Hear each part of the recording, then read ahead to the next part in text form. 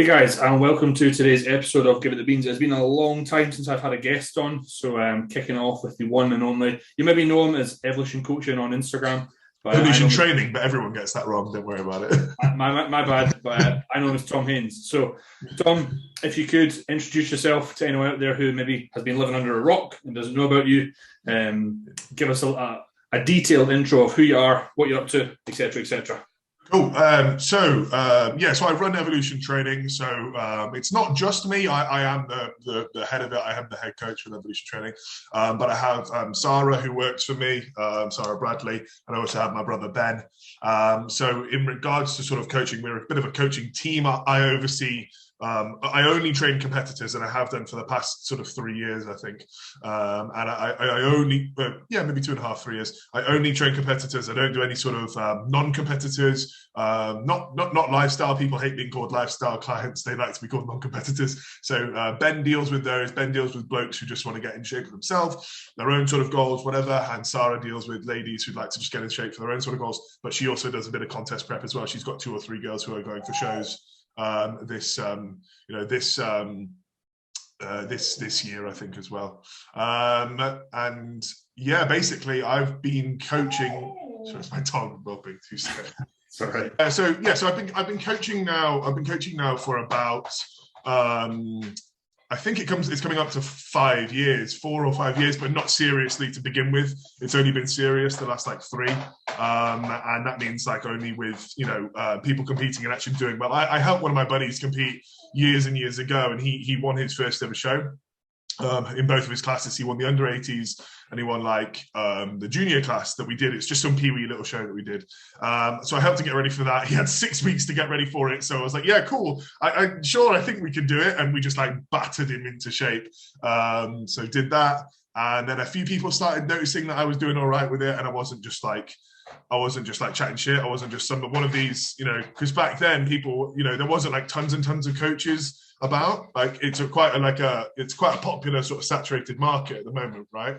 But at that given time, there was hardly anyone who did it. And if you said you were a coach, you had to prove your point. Otherwise, people ripped you a new one. The forums years ago, my God, some of the people on Instagram these days, they would just be torn apart on there. People talking, if you were talking about when people talk about post-show phases and stuff like that, and and the best way to be mindful about it and all of this. Yeah, I think that's really, really good information. If you said that 5 years ago on a forum, people would kill, literally rip you so much for it, and they'd start a new thread going, who the fuck is this fucking clown? So people, if you weren't tough as nails back then, you wouldn't make it as a coach. So I started talking about wanting to be a coach, and I got ripped so hard by these people, right? And I'm not going to mention any names, but they were big coaches at the time. And I said, I'm going to coach people, I'm going to help you, I'm going to do all of this. And now these guys are nowhere to really be seen because they don't really have a place in the market these days. They're far too old school and they can't really change with the times. But yeah, no. So basically, I started getting into it. I got more serious about it. I started picking up clients, and then one of my buddies, so Brandon Harding, you might know him from Instagram. He's got 700,000 followers or something like that. I don't know. But he was at the time he wasn't as big as the name as he is now on Instagram, and he didn't have sponsors and all that shit. And he was broke. And I was like, do you want he wanted to go for a show, and I had already prepped Chris, his buddy, and Chris had won the overall and whatever. And Brandon was like, yeah, cool, I'll come work with you. So I helped him for a show. I helped him for PCA Midlands or something, and then PCA London. He did all right at both of those. He got a second and a third or something. And then the following year we did the Body Power show, and I prepped him for Body Power, and he won Body Power. And that was cool. But when I picked him up, because he was growing so big on social media, I ended up getting loads of clients from that. So that was cool. And that was just non-competitive clients, people who just wanted to do their own sort of thing. And then eventually I started picking up more. And then I had Sarah, who I'd been working with for years as well. And just loads of people, and just started snowballing into what it is today. But my goal from the get-go was never I don't do coaching to make money. I don't care. I'm not financially driven in any way, shape, or form. Anyone who knows me knows that. I don't give a shit about how much money I make. If I was still making $3,000 a month or something, or $2,000 a month as a coach, but all my clients were winning pro cards and British titles and stuff, I'd still be really happy. I'd be fucking sound. I'd still be chuffed with that. So yeah, I mean, I've done that. I've done it for a bit now. As far as my own bodybuilding goes, I'm not anything special as a bodybuilder. I'm just I think my dog's still whimpering in the background. He's not chuffed about being in this crate. It's all right. We'll carry on. But yeah, no, he's So I've as a competitor, I wasn't very good. Like, I don't have amazing genetics. Like, I can get pretty big, and if I commit to my eating and my training and remembering to do my shots and stuff, like I can grow pretty well. But I can't, like, my shape and structure, like, even when dialed in, it's not very nice to look at. Like, I'm not classic. I don't have great, like, muscle bellies. Like, I'm just big on stage. Like, I've got big legs, big glutes, and big delts, but my back and my chest and everything, my arms, they're a bit shit. So, but I know that about myself, and that's fine. Like, I would never go and do, like, a Two Bros Classic class because I just don't have the look for it. Even if I was peeled and even if I made the weight, I'm not classic. And even as, like, an open class competitor, for me to be competitive as, like, a super, like with Two Bros or something, with IFBB or even PCA, like class 1, I need to be like 260 on stage for me to be competitive. And last time I was like 237, 238. And I was bigger than everyone on stage, yeah, by like a mile, but I didn't look very, like, good. Like, I just looked a bit. What I like is your brutal honesty. There's a lot of people in this industry that are maybe deluded in regards to how they think they look, or the judges got it wrong or whatnot. But you're a humble guy, and that's one of the things that I actually fall out with, like, a couple of people about. Like, I'm very honest with myself, but I'm also very honest with, like, my clients as well. So if a client comes to me and goes, "Oh, do you," like, I had one guy recently actually leave me. He was like a 40-year-old guy, right? He had just done the British, and he actually won the British. I won't say his name, but he left. Like, I sent him a message saying, he was like, "I think I need to go and pack on, like, another 15 pounds of muscle. Like, I need to go and do all of this. I need to do it in the space of a year, all of this shit." And I'm like, I said to him, I said, like, "Bro, like, I'm not going to tell you how you can go and do that, because at 40 whatever years old, you want to go put on another 15 pounds of tissue onto your frame. You've been using steroids for the past, like, 30 years, like 25 years, like, you're gonna die, like, you're gonna kill yourself." Like, and I'm not being privy to that. Like, I'm not being party with that. And I told him, I was like, "Look, I'm not gonna tell you that we can do that." I says, "You can put a bit on, you can get better, and you can make sure that you don't over diet, and we can keep you nice and full going into towards the show, so that you don't look, like, strung out towards the end. And that would be a far safer thing to make you, like, look improved and make you better. But you're over 40 years old. You can't really, in the general sense of things, improve that much more.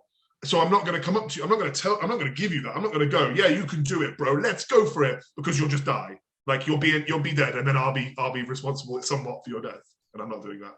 And he was like, "Well, if you're not going to support me, I need to be with a coach who can back me up." I can't back that up. So that's fine. Go find someone else who's willing to do that. I'm not willing to do that. So, if you want to do that, that's your choice, bro. That's not mine. Like, and that's why I fell out, and he left. So that's me missing out on £250 a month for my coaching fee, right? Because I couldn't give, like, because I'm not doing that. See what I mean? Like, I don't care about, like, that's what I meant from earlier. Like, the money doesn't mean anything to me. I'd rather my clients do well and actually be healthy. Right? Yeah, no, absolutely, dude. And it's refreshing because there's not many coaches. Well, I think there is now, but maybe a couple. There wasn't years ago. There wasn't. Yeah, but because the standard rises over time, right? So like look at it now, yeah. So, like, there's sheets, there's detailed breakdowns of blood work, there's screencasted videos, there's constant contact. If you start slipping, there's 10 other coaches who are willing to step in and smash what you're doing out of the park. Like, if you don't step up to that mark, you become obsolete. Therefore, you are no longer in that top bracket of coaches. You have to go, and it will always, and it's going to go more and more and more, because as coaches charge more, they are therefore going, "Well, hang on, he charges 25 quid less and he does fucking twice as much as you. I might just go to him." And he does the same results that you do. So you have to be on that ball, don't you? Do you know what I mean? Absolutely. And I guess that kind of brings us nicely to the first thing we were going to talk about, which it can be to do with competing and also coaching, but you've been around for quite a long time. You could hear that just from you talking about your experience. And I've been in bodybuilding since I was 15. I've competed since I was 18. I've been training properly since I was 15. So I'm 28 actually next week. So happy birthday for when that comes. Thank you very much. Yes. Podcast will be live. But how have you seen things sort of change within the game? Or, I mean, is there anything that you've seen not change at all, both in regards to, say, coaching, but also as the competitors as well? So in terms of competitions, it's definitely gone the right way in the fact that it's become immensely more popular and it's been more accessible through like men's physique and bikini classes, because those will eventually lead up to those people competing in bigger classes, or at least some of them breaking through. So some girls will move to train bikini, some girls will move up to like figure and stuff, and some girls would even go from those figure classes up towards like the trained figure and then the women's physique classes, which is really cool. Like, I like that. And then same with blokes, like men's physique guys will eventually do classic and then they'll eventually get too big for it and they'll do bodybuilding. So I like the accessibility of it now, so you can actually access bodybuilding quite easy.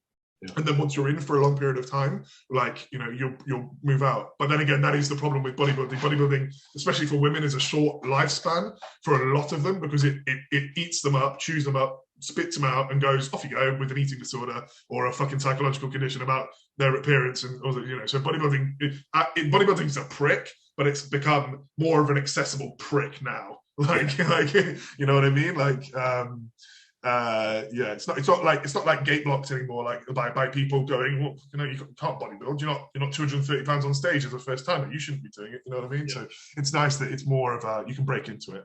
But in regards to things like the actual scene of bodybuilding, do you remember the stuff recently? Like, let's just take an example, right? You'll know this. Do you remember the thing recently about those female competitors dying? Yeah. And all of the, you know, and like all of that. Okay, well, that coach has just gone back to full-on coaching, whatever, and he's posting up adverts every 5 seconds. That witch hunt for him, and that rightly so, that calling him out, that did nothing. That did fuck all. And I've seen that at least 8 or 9 times before in bodybuilding. Like, full-on uproar in the industry. Oh my God, all these big names talking about it. Can't believe all these people are dying. It's horrendous. Look at this coach. Look what he did. Look what's going on with this. The IFBB needs to do something. But will they fuck? Will they fuck?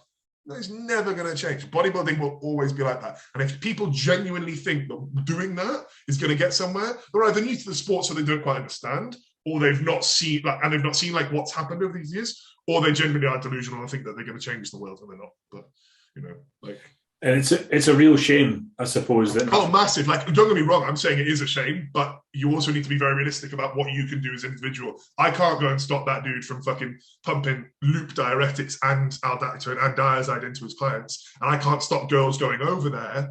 You know, well, I suppose maybe I can. Like, I suppose I could, but like, just continuously focusing on that group of girls, like the bigger girls, like the figure, physique, wellness, whatever, and do well with them without having to fucking do stupid shit like that.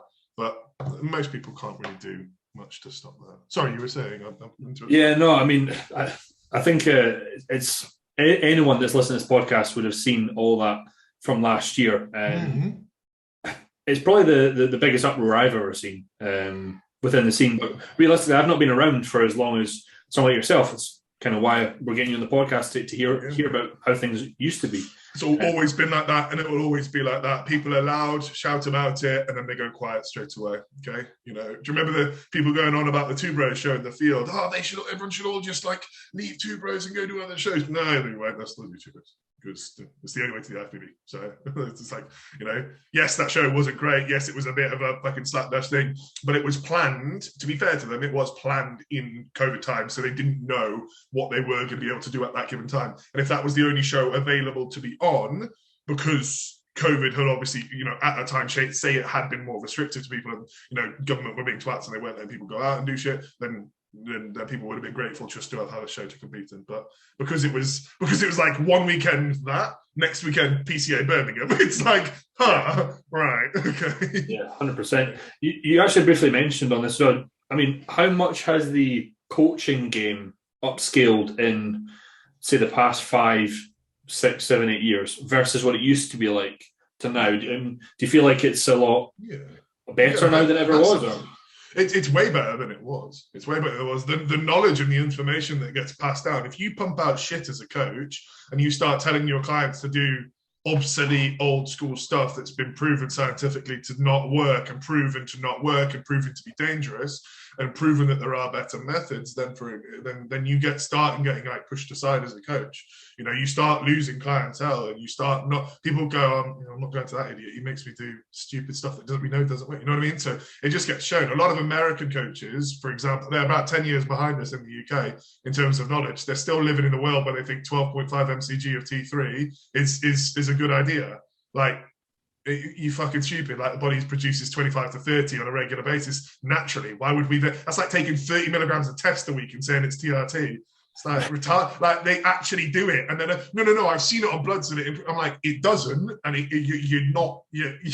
you're 10 years behind, bro. Catch up, like you know, you see that all the time, and it's funny. It's really funny. People are like, best coaches are in the States. I'm going to go to Matt Jansen and I'm going to go to all of these, whoever else in the States. And I'm like, okay, so step back in time 10 years rather than just picking a UK coach who's really good. Yeah.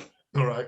Yeah, totally, man. And I think there's still coaches out there that are probably big within the UK bodybuilding scene that do stuff in more of like an old school way. Yeah. There are a few. There are a couple. But they're always going to be busy because people like sometimes you'll speak to a competitor and say, "Oh, I needed to go with someone old school," and you're like, "Why?" Yeah. But just something because old school is another word for obsolete. It means you're not as good as what you could be these days. If you took some old school principles as in terms of like, don't get me wrong, I think like old school bodybuilders are far more fucking strict with things. Like if it's 200 gram, it's 200 gram. It's not 201 and it's not 202. And I'll compensate for that in my macros later on. Like if it's 200 grams of food, it's 200 grams of food, right? Like that's how they are. Like, and if it's a case of like training, intensity and stuff, like have you trained with like a guy who's like used to compete in like the 90s or something? Have you ever done that? Bro, it fucks you up. They're fucking psychopaths. Like it's not like actually technically like is good because it's not thought out and programmed. But I used to train with a guy who competed in the 90s, a guy called Dwayne. He's passed away since, unfortunately. I actually trained his son. But we used to do leg sessions, right? And we used to go warm up with leg extensions. And we go and do leg extensions where we build up to as close as we can to the bottom of the stack.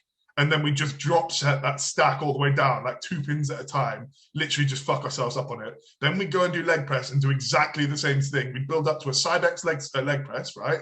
Build that up all the way to the fucking end of it. And then we just drop set that at the end of it. 1 plate at a time off, 10 reps per thing. Like 100 fucking reps a set, right? Then we'd go and squat and work up to like 3.5 plates, 4 plates, squats for like 6, 8, 10 sort of reps. Then we do like seated hammy curls and stuff where you just batter yourself for like 3-second holds and shit. Then you do like some like lying leg curl or some sort of leg curl. And then we go and do like calves and again just like drop set it, stretch sets, and we're holding it for 10 seconds at the bottom. All this mental crap. And it just like but they keep going. They're like, yeah, come on, we've got more to do. And I'm like, mate, I'm done. I'm fucking spent. Like, no, come on, we're not finished yet. And it's like, it'd be like a 3-hour leg session. But I think that old school guys train harder in that sense, that like guys who are instilled with that methodology of you don't train hard, you get out of the gym. Like that's it. But these days that obviously it's not as effective as what we know can be. You can back off like to that like 40% of that, and it'd probably be more effective for your body. But I think the actual dieting processes, drug processes, supplementation purposes, health purposes, and focuses and things like that are far better in this sort of the modern era of things. Way better. And I suppose what you can maybe say is that if we're speaking about, or we're looking at, say, beginners or those kind of looking to get in the bodybuilding competing scene, now is probably you could say, perfect time or era to get involved with that because of obviously how everything improved. If there was someone out there who was, looking to get into the competitive side of things, what would you suggest? Like, what would be your best advice for maybe perhaps common mistakes you'll see within the industry? Is there anything that you look at, whether it's young bodybuilders or perhaps, new guys to the scene? Is there anything that you feel that they're consistently maybe, I don't want to say doing wrong because I don't think that's a word, maybe something they're doing ineffectively? I think spending enough time learning about the sport itself and learning about actual just general bodybuilding itself and learning all of that rather than jumping into it. Like I had an inquiry the other day. This is an example, pertaining to your question there. I had a guy the other day come to me and was talking about, I want to compete and I want to do classic and I want to do this show in the middle of the year, right? And he was like, I want to do PCA. I want to do a first timers show, PCA. I was like, oh, okay. I said, I didn't look at his profile or anything. I just sent a message saying, can you send me over some pictures of what your physique looks like and let me know what you're doing diet-wise? Yeah, well, I usually try and eat chicken and rice like 2 or 3 times in a day, and I have a couple of protein shakes, and I make sure I'm training like 6 days a week, and I train one body part per thing. And I'm already thinking, fucking hell, this is dreadful. And then I'm thinking, and then he was like, and then I'm natural, and I don't really want to use anything. I'm like, oh, well, there's a big problem. And then we've got, and then it's like, and then I was like, send me a picture over your physique, sends it over, and it's just like no poses. It's just like half posing thing, he just looked terrible. Like, no offense to him, he's nowhere near the level of development to even think about competing. So take your time, plan out when you are going to compete, but make sure you're at a suitable level of like knowledge of the sport and a suitable level of like development before you even consider going around and asking coaches and trying to find the fucking best price or the best coach or whatever, or someone that you gel with. Literally just learn like what bodybuilding is. Go and watch a show. Like, go watch a show and see how it all runs. Because you might go there and think, this is fucking shit, this is boring, I don't want to do this. Like, it might not be for you. And what a lot of the time you'll find is that like, and I always say this to a lot of people actually as well. It's like, are you sure bodybuilding's for you? Like, are you sure it's like what you want to do? Because it's fucking mental. Like, at the end of the day, it is pretty mad. And if it's not for you, that's perfectly fine. That's not a bad thing. It just means you're still sane. Like, you know. But what about you? Like, what have you had people that have come to? What would you sort of normally do in that regard? Like, if you get someone to come and who comes to you and they're like a beginner and they're like, say you've got the same thing that I did, like they're completely fucking clueless about bodybuilding, but they really want to do it. Like, how would you go about that? What would you do as a coach? You're a very good coach. Like, you proved it this year. Like I said as well the other day, I can't remember who said to someone. It's like you and I think it was like two others. I think it said, well, like 5 years time, you're going to be doing the same shit that me and Cal did this year and Rob did this year. Like, I think so. Like 3, 4, 5 years time, and it'll be like consistent shit. But like, sorry, carry on. Like, thank you, man. That means a lot coming from yourself. You know, that's awesome, and that is the plan. You know. Yeah, no, you'll be there. You will. I can see it because you're smart. You're an intelligent guy, but you've also but you're a realist as well. Like, you put people in shows that are ready to do shit, not like people who are like. So then that leads to it. Like, what would you do with it if you had someone? So ultimately, like, my niche of clients right at the moment is first timers and beginners, or maybe their second and third season. So in that sense, I would probably just voice note them, or get them on a call and just say, I personally think that would be the best idea. What I'd maybe suggest would be, if you want to stay natural, you look at the natural feds, but actually you're probably going to need a bit more tissue, and we're maybe going to need 2 or 3 years to do that. So unfortunately, I wouldn't be able to coach you if you want to do that. However, here's what the next 12 months would look like potentially if we decided to work towards it. So a case of turning them down nicely in a gentle way, not just saying, hey, but giving them another option of what they could do. That's pretty much what I did. I just didn't do it as pleasantly as that. I was a bit of a prick, I think, actually. Looking back, fuck, I should have just called you about, well, what did you do, bro? I basically said to him, I said, look, you've not got enough tissue here. Your knowledge regarding to your diet clearly needs a lot of work before we even begin that. I said, if you want to do PCA, that's perfectly fine, but you're going to need to use PEDs. Otherwise, unless you're like absolutely genetically blessed to fuck, right? And you want to do classic bodybuilding, I was like, look, you're probably better off starting in men's physique because you still have, but if you're desperate to compete, I said, but you're still probably going to need to use some form of like at least a fat burner or something realistically to get to the level of conditioning even required, albeit if we can gain the amount of tissue that we need to in this space of time. So I basically just said to him, I was like, look, like maybe go like research it a bit more before you come back into it. And that's my advice. Like, going back to the beginning of the question, like my advice would be like, research it, spend your time, listen, learn, like listen to podcasts, listen to all of that stuff, and just start picking up things. And when you've done like 6 months to a year on your own, doing your own coaching, like overseeing your own bodybuilding, just training hard, focus, then maybe get a coach and say, look, I want to compete. I'm probably not going to be ready for however long, but when would you say, and then just go from that point, really. Yeah, I think that's probably the best piece of advice to give, especially because... Oh, do you know what, dude? I just thought, here's a good one as well. Here, tell me what you think of this, right? Like, money-wise, bodybuilding is fucking expensive. That's one other thing I would say is, if you don't have a side job to pay for your bodybuilding, unless you're earning big bucks doing whatever you're not doing on a normal day, sort of day-to-day basis, you definitely need to look at making some good income alongside it. Otherwise, bodybuilding is just hard. It's just and you won't be as good as you could be.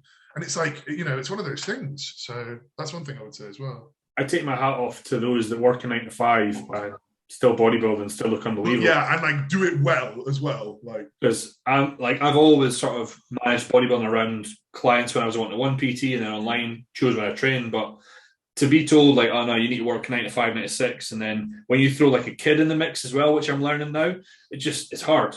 Yeah. You know what I mean? But you're 100% right. I mean, the cost of doing one show can be, if you add coaching in the mix as well, is a few grand. It's as simple as that. And then you choose to do 3 or 4 shows. But I couldn't. Entry fees, but all the other extras and stuff on top, even if you don't like do all of that, say you do like a real cheap show, right? So I think Fitex are pretty cheap, to be fair, for entries and stuff like that. Say you do Fitex as a bloke, right? You still got to buy like a little pot of Dream Tan, which is going to cost you 25, 30 quid. Because if you go from zero, this is the cheapest way you could do it. You need a pair of trunks, you need a pot of Dream Tan, you go from zero to Dream Tan, no tan and base tan involved. You diet your way all the way through without a coach. Even that is still an expensive food bill all the way run into it. You're like, it's difficult. Even that's the cheapest way you can do a show, and it's still really difficult. Yeah, 100%, dude. Yeah. And I think one thing that obviously we've not spoken about, but we will take into consideration, if you're assisted, like, gear isn't necessarily cheap, No.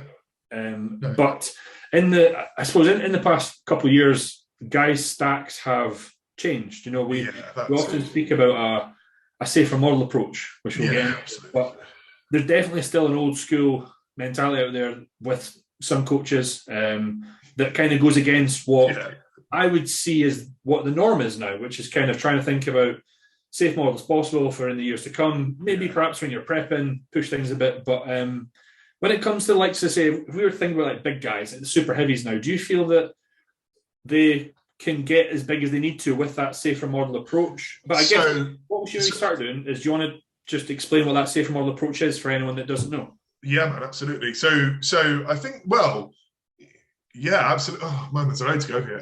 So safer model approach. So safer model would be looking at the total amount that you take on a weekly basis, based on using the most mild sort of compounds that you can use in general, whilst also keeping to a milligram dosage based on a kilogram body weight, so bouncing across the two things there, right? So usually you look at sort of 10 to 15 milligrams per kilo of body weight. That's sort of like where your ranges sit as being the upper end of where you need to go to, and not going past that range. Now, obviously that's compound dependent, because, for example, for me, if there's say I weighed 100 kg, right? And if I go, well, I can take 15 milligrams per kilo of body weight. That doesn't mean I can take a gram of tren and 500 meters test. It doesn't work in that respect, but it works in respect of using compounds in general that are safer to use. So looking at primobolans, mastrons, things like that. Like sort of milder in inverted commas, sort of. So you would be looking at it like that, and then you would also be looking at using aromatizing compounds with compounds that don't aromatize in a sort of a union and a unison, where they actually work together, and you can control estrogen without having to use aromatase inhibitors.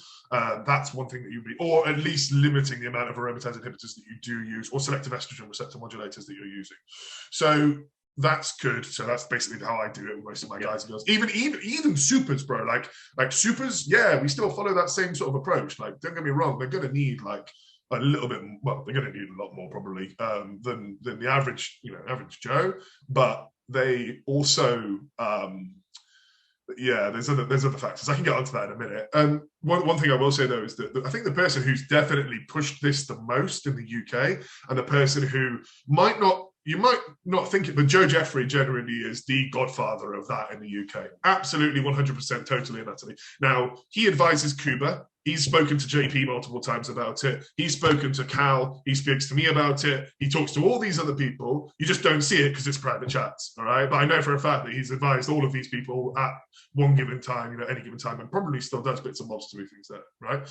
He is, quite frankly, the go-to guy for PED safe usage in the UK. Now, that's not to say that everything that me and him did back in the day was safe, because we both, if you look at our old forum posts, what we've both done in the past was really fucking stupid. Like, we both taken asinine amounts of shit, right?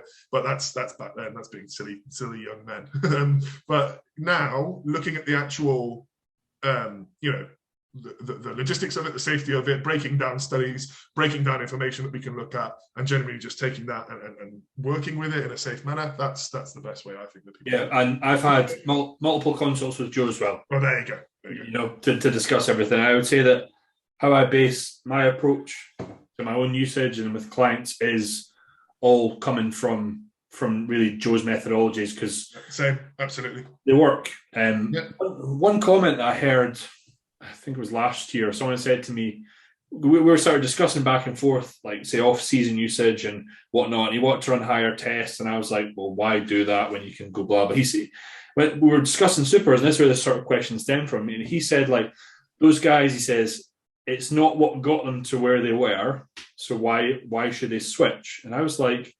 well, the reason it's not like not they weren't doing it before was just because they didn't know. It would have got them there anyway. It still would have gotten there. It's still a better method to use it like that. One thing that I think that supers do need, and top end heavyweights, like guys who are short but also heavyweights and supers. One thing that I would say is that those guys are usually using more growth hormone and insulin in their off seasons as well than the average guy. They're definitely pushing that a little bit more. I know that for a fact. And dosage wise, in regards to, people say, oh, well, it didn't get them there. It only didn't get them there because they had a fucking spacker of a coach before who was putting them on that high test stuff, right? So we know for a fact that high dosage test is really not great. Not from just like literature, but also just from like anecdotal. Like, how many guys have you seen like these 40, 50, 60-year-old bodybuilders from the 90s who with high test was the thing? If you didn't do high test, get out. Where now they're all dropping. They're all dropping dead. Right, Nasser El Sombati used to use like 3 grams of test a week year round, right? Like, all these other guys, Mike Matazaro, when he was like a big test guy, like loved 2 grams of test a week in D-Mol, Mike Mentz, like all these guys like did it, right? You just smashed it. But the big thing as well that I think is that until you've coached a super and actually tried that sort of safer model approach and been more sort of focused on other things as well, you haven't got any business talking about it, because you don't know. Like look, okay, for example, Johnny, right? Johnny won the British on less than 1.5 gram of gear a week, yeah? Wow. Less than 1.5. 225 pounds on stage, shredded out of his fucking mind, and less than 1,500 of steroids a week. Yeah. And he was using like I think 4 IU of growth or 6 IU of growth. So his growth did go up towards the end, I will say that, but he didn't really go much further than that. Yeah. But then you've got Ross, who does need a little bit more, who won the British as well, was my client as well, and he won the light heavies, and he was on over 2,000, but only a little bit over 2,000. So there's always that there's always that sort of bounce back and forth of, okay, what does this person actually need at this given point, right? Yeah. And if they don't need it, so Johnny built his frame and his physique, like how I'm on about Johnny McKenna, right? Yep. Yeah, Mr. Deadlift and Mr. Hack Squat. So he built his frame and his size and his level of development and everything by doing. He didn't know what steroids he was on when he was got to that size, when he put on that much, because his coach used to just do his injections for him. He used to go around to his house and he'd load up 2-3 mil syringes, stick them in his shoulders, and he'd go, what's in that? And he goes, don't worry about it. And he'd do the shots. So Johnny doesn't know what he was taking to get to his size, right? But if I took that, not knowing what the fuck he was on, I'm just assuming high test, bit of deca, bit of trend, stuff like that. I put him, to British standard, to winning the British on test, primo, tiny bit of trend and a bit of Winstrol. If he managed to win the Brits on that, then it proves the point already, doesn't it? Of what you said earlier, like, oh, what they did, already didn't get them well. What he did got him to where he was, but then I refined the process massively. Yeah, no. What I like as well is you kind of pointed out the inter-individuality that when it comes to gear. Like personally, me and Cal were sort of chatting after this season. I was like, I didn't run my test quite as high this year as I did last year, and I was like, Cal, I looked better last year on a little bit higher test, but we've only known that because we ran tests a little bit lower this year. So sometimes you just got to like do it. And I think taller guys might need a little bit more test just to stop them. Like, I don't know, that's so fucking anecdotal and so fucking bro science, but just to stay a little bit fuller going in, maybe, because they don't have that benefit of being able to come in slightly flat but peeled and still look relatively, still beefy. If we string out, like, we look really stringy, Yeah, I would agree. I think this year I didn't go any higher than on prep. I think it was it 4 or 5, whereas last year I was up at 7. Yeah. And although I was having to use, an AI and whatnot, like at that point in prep, you're not caring about health for a few weeks. But I just generally thought the look was a little bit better. But as I said, you live and learn, and what works for one person doesn't work for another. And this is the great thing about coaching, speaking to minds like yourself, is that you have the experience. You've worked with so many guys and girls, and you point that out. Just again shows the experience that you've got. Yeah, I think the thing you have to say is, like, you have to you always have to ask people, it's like, well, have you done it yet? Have you done that with someone? Have you managed? It's all well and good talking about it, but unless you absolutely know the science in and out, round and about, like they're completely able to pick everything apart of it and understand it and have seen it anecdotally with loads and loads of people, I think then you don't really have the business to be able to talk about what does work and what doesn't. And especially if you've only tried one method and go, no, this works because it works and I do it and that's fine. But you see it, but then it's like, well, okay, if you keep that there in mind, the second you start thinking, I know everything, that's the only way to do it, you've already lost. You can't learn anymore. You're fucked. You're going downwards rather than up. You see that with a lot of coaches, don't you, as well? Like putting people like 750 tests from the get-go or like 1,000 tests from the get-go. It's like, you don't fucking need it. Like, you just don't. Like, no, you're 100% right. And that kind of comes back to what we were saying really about older school coaches. And it leads us on to, I guess, the next topics, which was there's still plenty of females out there. I think this has become a lot more open, perhaps thanks to Joe and what in the past couple of years about safer model usage within the likes of with females. However, as I said, there's still kind of ladies out there that are getting terrible advice. If we were to kind of look at or speak about females that are perhaps looking at assistance without just saying, go to Joe and learn, which they're going to do anyway. Is there anything that maybe perhaps you would say that where they need to start, where they need to think about what they absolutely must avoid? You need to, for women going towards PEDs and wanting to use them and saying, all right, this is what I'm going to do, this is what I'm going to take, or just saying, no, that's not right. So if they go, oh yeah, I'm just going to start taking steroids and I'm going to do it because I'm doing a bodybuilding show and I'm just going to do this, then that's fine and you're going to do it. So you need to look at, like you said, a safe model of it and looking at what you can actually specifically take and do and everything. Now, women in general can take anything that they want to take. That's their choice, right? Usually, it's a case, there are some things that women should never fucking do, but with steroids, it's a dosage-dependent compound. We talk about dosages with men and say, if you take, for example, right? If you take 100, where does your TRT sit at the moment? Sorry, for like normally your HRV. Well, about between 175 200. Okay, cool. Right. So if you say you're taking 200 mg of test a week, right, and then you add in 200 mg of primo per week, over about 6 weeks, you'll notice that you've put a bit more muscle on, you've filled out, you're a little bit stronger. It's a noticeable thing, right? Most people would say, well, primo's too low. You wouldn't feel it at that dosage. It's still a steroid and you're still taking it. Okay. Now that leads back to, so for women in general, women, when they take things, are far more sensitive to the androgenizing effects, the anabolic effects of steroids than blokes are, in the sense that they don't have testosterone or androgens in general floating through their body on a regular basis. We have that. Blokes can take whatever the fuck they want, whenever the fuck they want to take it, and they will always look like a bloke and they will always feel like a bloke. Whereas women don't have that luxury, but are also far more sensitive in the respect that, okay, for example, if they take 5 milligrams of Anavar per day or 10 milligrams of Anavar per day leading in towards a show, they have that response and that effect of preserving tissue, right? So they have the ability to preserve tissue. They have more of an androgenized look, popping delts, more muscle fullness, bit more vascularity, bit of sort of the grainier look to their skin when they get lower body fat, that sort of stuff, right? Improved strength, etc., etc., etc. Right? Androgen receptor sort of dominant areas will fill out a little bit more.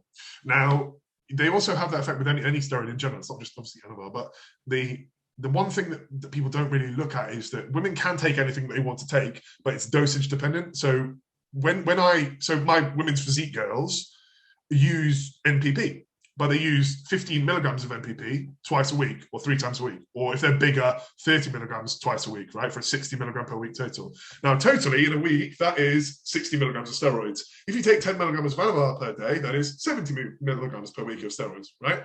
So if we're taking NPP, which is not as androgenic as, or inherently and anecdotally does not have the same androgenic effects that Anavar would have, which is what women really want to sort of avoid in general, right? So they want that anabolism, but they don't want super maybe a bit of androgenized sort of look for a competition prep, right? For that cosmetic enhancement. But off-season or progression-wise, you don't really want to just be doing Anavar in an off-season when there are far, far, far, far, far more suitable alternatives from an anabolics perspective. So just looking at straight away AAS. Now, we're not talking about growth, slim, L-carnitine, telly, all of that sort of stuff. Not yet. We can go into that in a minute. But when you look at it from a dosage perspective, the NPP has a conversion over to estrogen.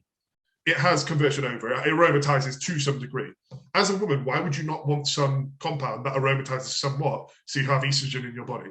You have some estrogen. If you put just straight up fucking masteron in your body on its own, your estro and your balance between andro and estro is going to be fucking cataclysmically dropped and bunged out. It's going to get fucked. So if you put that small amount in, you have that progression of anabolism, and you, as an off-season cycle, that's really, really useful. But now, all I've done there is broken down what a drug does and looked at the actual chemical process of it, the formula, whatever, and I know that if you were comparing the two, that would be far more effective. Okay. Now that is lost on old school coaches, obsolete coaches. It's lost on them. They don't get it. They can't fathom it because they've not seen it and they've not put it into practice. And no, antibiotics for safer women. That's the idea. No, it's not. It's not. You just don't understand something, and that's perfectly fine. But you need to understand it before you move forward. Now, going back to your question, where are you looking at for women? Now, obviously, immediately, when you start talking about steroids to women, they immediately think, well, I don't want to inject anything.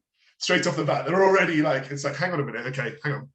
An injection is just a delivery method into the body. That's all it is. It's not fucking painful. It's just not. Like, if you know what you're doing, it's not. And breaking that down is quite a difficult conversation to have, but it's sometimes a needed conversation. And once the taboo from that is gone a little bit, things will actually be a little bit smoother, I would imagine, in bodybuilding. I'd imagine that's 5, 6, 7 years away, though, for that to become a bit more of a commonplace thing.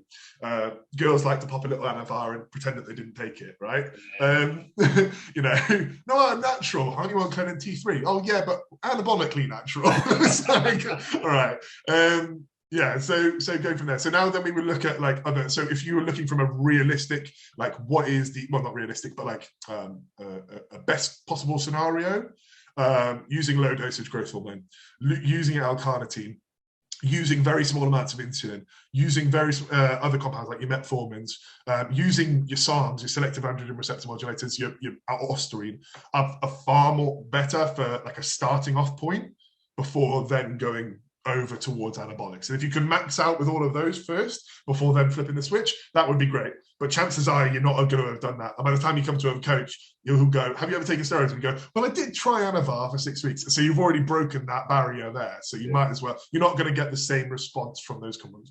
But it's better to have those non-anabolic androgenic steroid compounds in play as a female in a realistic, in an ideal world, in a sparkly, shiny, brand new spanking world where that's what women start on, but they don't. Just looking at the actual chemical process of a drug and understanding the breakdown of it and how it actually affects women and affects things in general. So, for example, like, if you're looking at like safe compounds in terms of stuff to use, not safe, nothing's safe, but compounds that women can take, they can take anything, but I wouldn't suggest halotestin, tren, equipoise, things like that, because when you start taking, it's just pointless, it's fucking stupid. Look at the actual drug itself and break it down, and then work out sort of the dosage that you would be doing, or just fucking hire a coach that's really good with that stuff anyway, and then learn from them regarding it going forward. Well, sorry, what would you say about this sort of process? Like, if you get a girl coming to you and go, I want to take steroids, I want to be enhanced, I want to do a show, what should I do? How do you break that down with them? In all honesty, that's not my niche. No. The girls that I'll get, they'll use lipolytics, they'll use like Clen, maybe T3, T4, a little bit of maybe ostarine, and maybe like some of them have already come to me saying, I've used Anavar before, so then we'll jump on that. But as far as like the bigger girls that you work with, that's not my remit. But having spoken to like Joe and say following Victor Black stuff, hearing you preach all of that is so good to hear, because there are girls that will maybe perhaps think, oh well, this guy down the gym just told me that I should just jump on this Anavar straight away. When realistically you've just listed 5, 6, 7 things that they can all chuck in. Oh yeah, straight off the bat. Yeah, and one other thing that's really, really useful, again, is the old school coaches and the obsolete coaches will turn their nose up at it immediately, but using 2 milligrams of testosterone per week for a woman, 2 milligrams per week, which obviously has that conversion over to estro, and then people go, well, how do you get 2 milligrams in a fucking bump in a syringe? And it's like, well, you have it made up by a lab, all right, mate. You don't fucking draw out 1/100th of a mil of test. But yeah, you have it made up by a lab. But you do 2 milligrams of test per week, 2 to 3, and that actually sets you up hormonally to only be in a space in a sort of a hormonal reading that would be the higher end of like PCOS. So it puts you in a state where PCOS, like women who have PCOS, absolutely smash it at the Olympics because they generally just have that, naturally higher testosterone levels. And like I said back before, the sensitivity to that actual androgen itself, that changes things. So you're not going to turn into a bloke on 2 milligrams of test a week. And it obviously it has conversion over to estradiol as well, so it aromatizes, which is really beautiful. So you have like half of that's going to be converted over as estradiol anyway, which then puts you in a position where I've had one of my girls who uses that, who does 2 milligrams of test a week. She got her monthly back after not having it for 6 months, and on test, nothing else, just that. And she got her food back to a good point, and she was on that, and it did the job. Like the food thing didn't do it. Putting her on that and having that conversion back over to estradiol managed to give her enough to actually, body's functioning normally, and then it worked from there. Like a HRT, beautiful thing to do. Actually, it just sorts them out so well. Yeah, that's awesome, dude. Now, I know that we're getting on, so I'll finish with the last couple of questions. But one of the things I always love to ask guests on here is just kind of the best piece of advice they could give to anyone out there listening. They're an aspiring bodybuilder, regardless of the level that they're at. What would just be your sort of best piece of advice to that person that's listening today? So from like a let's say a competitive standpoint. Yeah. I mean that's my jam, isn't it? Here's good because I mentioned him earlier. My late mentor Dwayne, the chap I used to train with. It was like you spent a lot of money. No, his words were a lot more abrasive than this. But it was basically you spent a lot of money and a lot of time to get here. I think the words were actually you spent a lot of fucking money and a fucking load of time to get to this point. So when you're on stage, fucking smile. Yeah. So he said that, you're doing it because you love it. It isn't a fucking chore. If you love it, it's not a chore. It's hard, yeah. And sometimes you really wish you had maybe chosen another sport, but you love it because you love the actual, the whole process of the sport and the actual, the eating, the training, the, whatever, the dieting, the cardio, all of it. It's all part of it, and you have to be a bit mental to do it. So when you're up there, give them a really, cheesy grin because you've got yourself to that point. I think that is the first time I've heard that as best piece of advice on a podcast. So fantastic. And then lastly, this is one that doesn't need to be regarding into bodybuilding, but in your whole life, what would you say has been the biggest lesson you've learned? And from that sort of lesson, is there anything that you could just give advice to someone out there listening that's maybe went through the same? There's a few things I could say. I think pertaining to bodybuilding as well. Like that's the one thing I would say is like always be open to new ideas and open-minded towards different like bits of bodybuilding and bits of like because it's my life. Bodybuilding's all my life. So like be open to information coming in from other places, new info, new studies, new thoughts, new processes, new people to listen to and learn from all of these people around you about what you want to do going forward. Don't just close off. And once you've got to say you're like, okay, so say you're like real good, like you're a really good coach for, right? Like you're good at what you do. But if you put the blinkers on and go, I'm not going to listen to anyone else now at all. I know better than everyone else. Fuck off, Carl. Fuck off, Joe. Fuck off, Tom. Fuck off, whoever. Like anyone, a victim, like all of that. I know what I'm doing now. I've coached people to a British standard, so I'm the best. And then you just like locked in. You wouldn't go any further than you've gone. You just do the same sort of thing each year. You have to be willing to take on that information and go, do you know what? Maybe I don't know absolutely everything. Maybe I'm not like the greatest. Because it's one thing that you do like see a lot of the time. People do like don't think, I'm the best. And they can't take on any more than that. And that's what just spins them into a spiral of just working their way down. Then I think just always be open to know that you don't know it all, and it's good to learn from other people, even people you might consider beneath you. Yeah, 100%. I say to everyone, all the coaches I'm working with, to never stop learning because I guess the minute you think you know enough is the minute you probably should get out of the game. Yeah. If you think, oh no, I know everything, because I don't. I definitely do not. I know a good amount, and I'm good with what I do. But if someone comes to me and starts talking to me about all sorts, like Joe, for example, the training blocks he does where he works up the volume with his reps and reserve stuff. Right, I looked at that early, and I had a moment. I was like, "There's no way that you can be doing that many reps in reserve and it's still be doing the job." But it's not that; it's the process of building up to these final sort of blockage, periodized training methods, which I do know really work because I used to do a bit of powerlifting. When you periodize stuff, fucking hell, you get strong. And then you have that, this deload, and then he goes again. Now, for me, looking at that, like as a guy who grew up on the one working set to failure and then next exercise, like looking at this, it's like, oh, that's really different. But I want to learn about it so that I can pick bits from it so that I can utilize that with my own clients, because it clearly does the job and it's got scientific backing behind it and it makes sense. And top end coaches are doing it. So why would I choose to ignore that?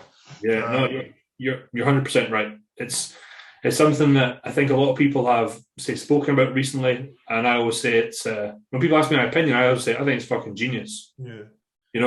It's hard to apply, bloody boring. Fucking Joe Ballinger's one of my mates, and Matt Strong is one of my mates as well. So Physique Collective, and obviously a client of Joe's. Both of them are clients of Joe's. It's just fucking hilarious because they're like, yeah. So we've got about like 10 sets on like this glute kickback thing, and it's really boring. And I'm like, and then it's like no enjoyable movements at all in this session. And they're like, we've got 3 really good ones and 2 shit sessions, and they're talking about it like we can't wait to get these ones out of the way because they're just boring. But it's doing the job because it's about being competitive at the end of the day for Ballinger. So yeah, 100%, dude. Now, what I would say is for anyone out there listening who wants to maybe get in touch with you, they want to reach out, get started with your coach, do you want to just drop your details, Neil? Yeah, so it's just Evolution Training on Instagram. My name's Tom Hames. If you search me, that should come up. But yeah, just if you want, just drop me a message. As for clientele and like taking people on, I've got a couple of spaces left like for people, but not many more for this year because once I'm like full, I'm fully booked. I don't go over it. But as a coaching perspective thing, yeah, happy to do that. Yeah, if anyone wants to. A massive thank you from myself and the listeners for coming on. You're an incredibly humble guy and someone that's probably achieved a heck of a lot. Well, you did achieve a heck of a lot. Even just looking at your results last year was insane. Yeah, it was good, man. Yeah, fucking. I didn't realize it, but I thought I had got the most British titles last year. I thought I'd done it, but Cal beat me, the little bastard. Why 1 British title? I got fucking 10. He got 11. I was like, oh, for God's sake! I was running around with this title, like, no, I've got the most. I did it. Bloody annoying. But still, it's so nice to see that coaches in this game at the top level. You guys are all mates, and oh yeah, absolutely, yeah. Like, well, I get on with Rob. Like, I see Robert Chose and Jace and Yannick and yourself and Joe and all that. We all get on really well. Like, even Josh McHale, like, all get on at that top level. So it's cool because we see each other at shows, right? So yeah, absolutely. But yeah, thank you for your time, man. And I'm sure that I speak for myself and you when I say wherever you are, whatever you do, give it the beans.